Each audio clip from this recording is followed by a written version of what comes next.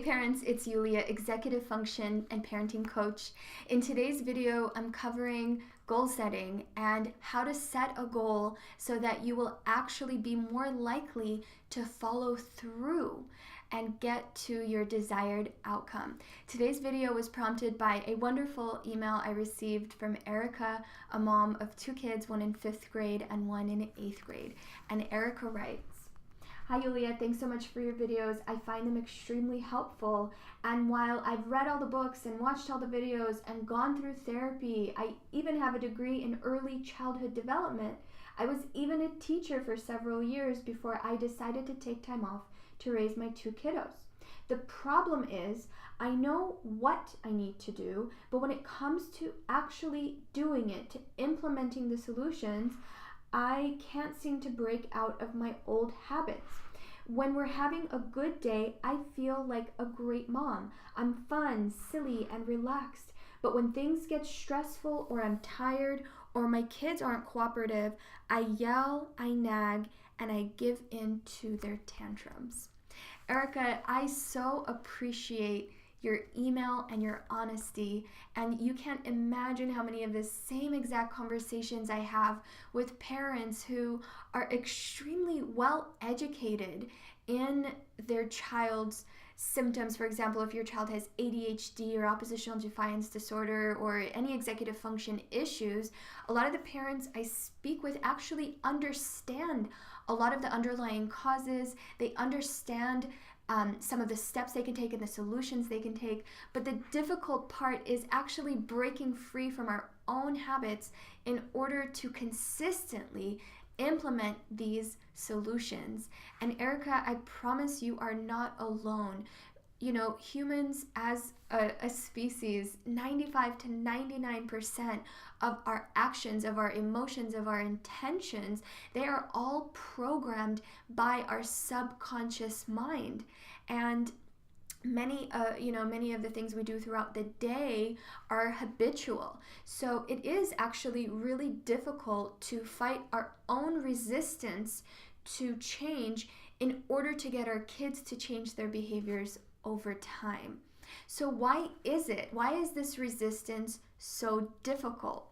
Well, it's just a normal it's normal, and it's a fact that humans are more likely to avoid pain than we are to do something that gives us pleasure. So Aristotle, a long time ago, actually observed this in human patterns of behavior, that humans are more likely to do something that helps us to avoid pain than we are to do something that helps us to seek pleasure.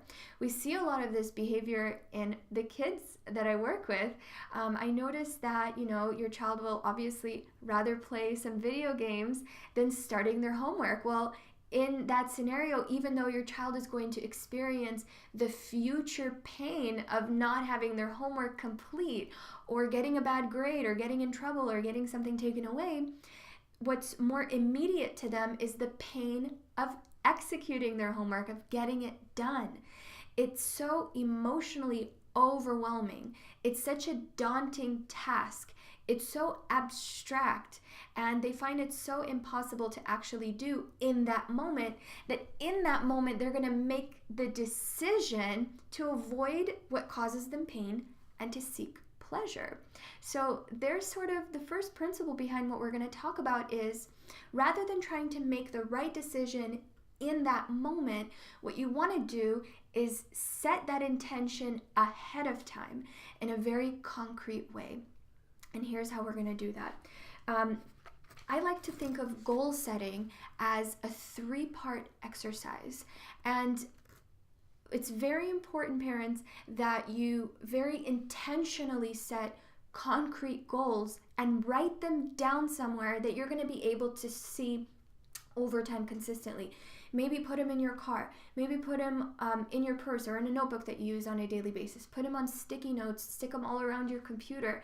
Any place that's going to help you to see them and that's going to remind you of your goals. So step number 1 in this goal setting exercise is take a piece of paper, and I've actually put an example together for you. So first thing you want to do is you want to take a piece of paper or a board or anything that you can kind of look at consistently, and write the very specific goal that you're going to be focused on in the center column. And what I want you to do is really simplify your goal to something actionable. You don't want it to be too abstract.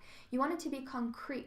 The more concrete your goal is, the more likely you're going to take action to do it. But whatever your goal, write it in the middle column. In a column to the left of your goal, I want you to take some time and for each goal, create a detailed list of all the pain you're going to experience, all the negative consequences you're going to experience if you do not reach that goal. And parents, you can come up with tons of negative consequences here because this is all your fears that you kind of experience on a day-to-day basis, or the fear of the future that you might have of not getting an outcome that you want. So take all of that out of your head and dump it on this piece of paper and be as detailed as you can here, because it's important to really understand what the pain will be if you do not reach that goal. On the other side of your goal, on the right side of the goal, I want you to do the same thing and list out everything that's going to give you pleasure when you do accomplish that goal. And you want to make this list very detailed. You want to say what's going to be better for you, what's going to be better for your child, how they're going to improve in school, how your relationship is going to improve, how happy you're going to be, and how the stress will be diminished. And take time to really list all the benefits of reaching that goal. And what this is going to do on a very subconscious level is it's going to shift your idea of pain and pleasure. And I'll explain this briefly. So during the time that we are on autopilot, where we are mindlessly going through our day and allowing our habits to guide us through our day, what we're doing is we're not living intentionally. And what happens here is we get into the habit of seeking the immediate pleasure of our actions and avoiding the longer term pleasure that we'll get if we change our behavior. So we associate taking action on our goals with feeling the pain of taking action. Maybe because in the past we weren't successful. Probably because it's uncomfortable to leave our comfort zone. That's why it's called a comfort zone. So we associate on autopilot, we associate pain with taking action, and we associate pleasure with staying in our comfort zone. And for most of us, that is enough to keep us stuck. After doing this exercise, you're going to trick your brain into associating pleasure with taking action, because you will have done the work of associating that goal with all the positive benefits that you will have once you execute it. Finally, this exercise and actually looking at this list in the morning when you wake up, at night before you go to bed, throughout your day, reminding yourself of why you're doing what you're doing and having an emotionally compelling reason behind what you're doing, what that's going to do is shift your mindset on a very subconscious level to think about the pleasure of taking action versus the pain of taking action. So next time that you know what you need to do, but you just can't get yourself to do it, your emotions are just overwhelming you at that time, you can go through this mental gymnastics and think back to this list, and you're going to start doing this more automatically, and think back to everything that you're going to lose if you do not act based on your goals.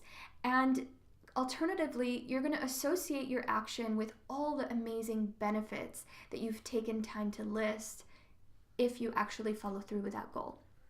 So, again, focusing on the why behind what you're doing, that's more important than having all the answers. The answers will come when your intention is to solve the problem and get that goal versus when you're focused on all the pain and all the things that you don't have. So what you focus on, that positive outcome, that tends to grow.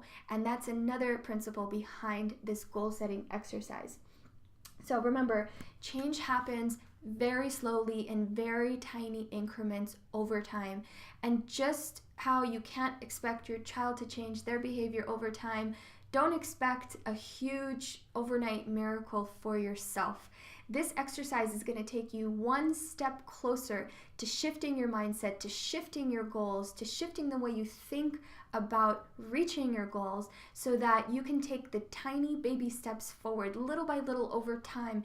And I promise you, parents, when you look back at this and when you use this system, you will notice that you are taking much more action and that your action is aligned with your emotionally compelling reason behind that action. So parents, I hope this video was helpful. Leave me a comment below if you have any other tips for how you reach your goals, and let me know if there are any other questions I can help you answer. This has been Yulia, Executive Function and Parent Coach, founder of MindFull Education, and I look forward to seeing you in our next video.